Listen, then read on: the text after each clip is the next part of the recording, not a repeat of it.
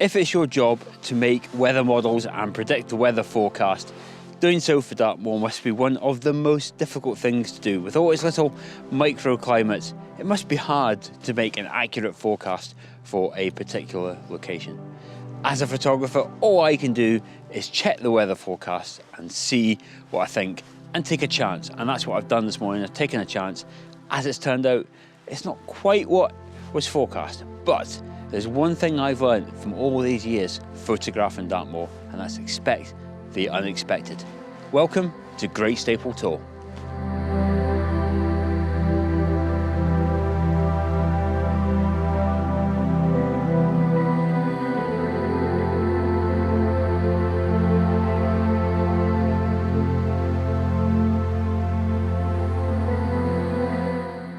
Now, I have a bit of a love-hate relationship with Great Staple Tor.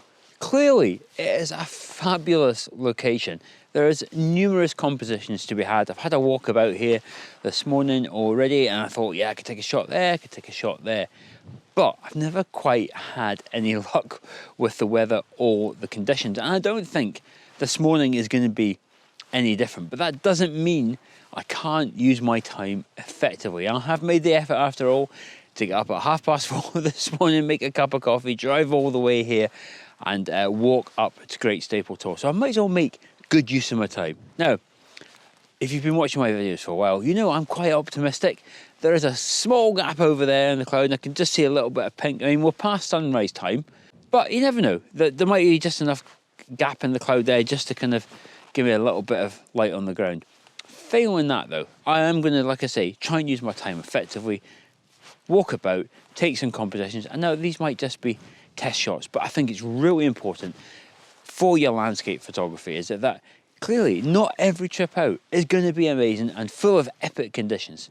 So these are the times where you really want to put your brain into gear, get to know your camera, work out some compositions. So when you do come back here or you're at another location where the conditions can be quite spectacular, your brain's already firing and you know exactly what you're going to do.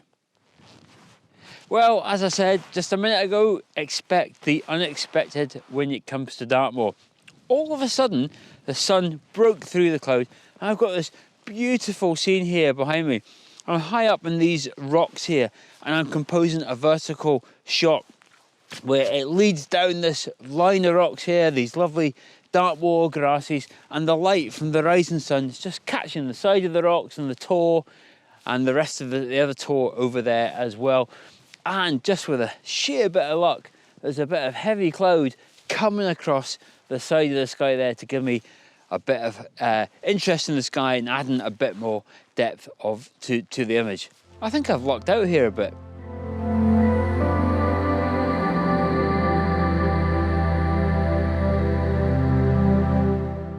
Well, I really think I lucked out there with the weather. And you know what, with landscape photography, a lot of it is about luck, so I will take it when I can get it. Now, before I move on to the next composition, just want to tell you about a bit of gear that I've been started to use with my Nikon Z7. Don't get excited, it's nothing glamorous like a new camera or a new lens. It's the eyepiece cover for the back of the Nikon Z7. Now, the one that comes with the camera is a bit ineffective. You know, it works, it does what it does. You know, you put it up to your eye so you can see through the EVF. But when it comes to dealing with conditions where there's dramatic lighting, you know, particularly from a rising sun and you've got light coming across from the side, that cover just doesn't quite cut out enough light. And for me, the EVF is the single best thing about going mirrorless. So I want to really make the most of that. Now, I've tried a couple of these eyepiece cover things or whatever they're called before, but I haven't found one that's, you know, quite right. Now, the one I'm trying at the moment is from a company called Hoodman. I just kind of discovered them. So I've got one of their eyepiece covers and I've been using it over the last few months, and to be honest, it's been the best one that I've used so far. It's not too big, it's not too bulky, but it does give you enough coverage around the eye so you get a really good look through that EVF. Now, if you're at all interested in this, you know, if you're a Nikon user, I think they do eyepiece covers for other cameras as well. I'll include a link for that in the video description below. But I think it's time to take another picture. Believe it or not, it's actually started to snow just a very little bit. I mean, it's not going to transform my pictures into some winter wonderland. But as I mentioned earlier about the weather forecast and how difficult it is, it did actually say it was going to snow this morning, but I didn't quite believe it. So I was wrong in that instance. Now, for my second composition, this is a shot that I have taken up here a couple of times before, but again, never quite got the light that I was looking for.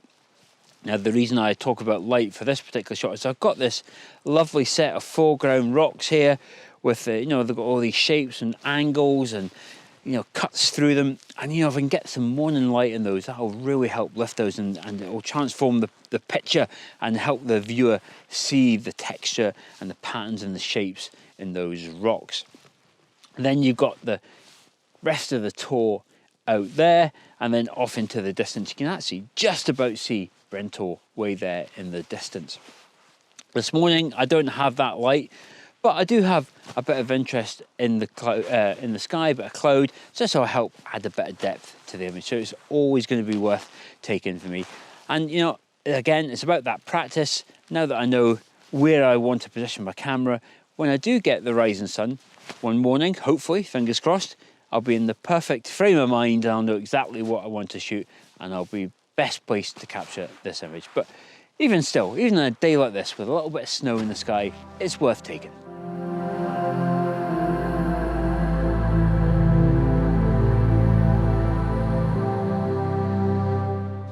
One of the many magical things about Dartmoor is its changeable conditions. So that snow shower is headed over towards Plymouth now, and I've got a second batch of light to work with, and this has given me a new opportunity to create another picture. So I've come up to this elevated viewpoint here, and again I've got some more of these lovely Dartmoor grasses which are just catching the light, and then I've got this ridge of rocks here and these bits that hang out there, out to that stack, and then further out to the other stack there as well. But what I've been noticing as I've been watching the light change is how you can use light to create depth in your images. It's not all about that foreground light on your rocks there. What I found is, even though that stack was in shadow a minute ago, the background hills over there, I think that's towards Cox Tor, was illuminated.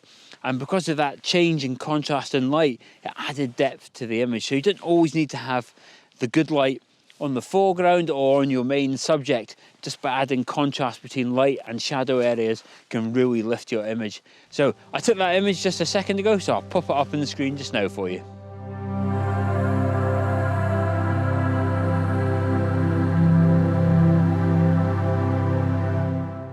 Well, I think I'm about to call it a day here up on Great Staple Tor. It's been a fantastic morning, certainly been variable weather conditions, challenging, but also quite exciting at the same time. Now, I come to photograph Dartmoor quite a lot. It's one of my local areas. So if you're interested in seeing any more of my videos on photographing Dartmoor, I'm popping a playlist up on the screen just now. So if you've got an extra 5 minutes, I'd be really grateful if you check out some of those videos as well. But I do hope you have enjoyed this video.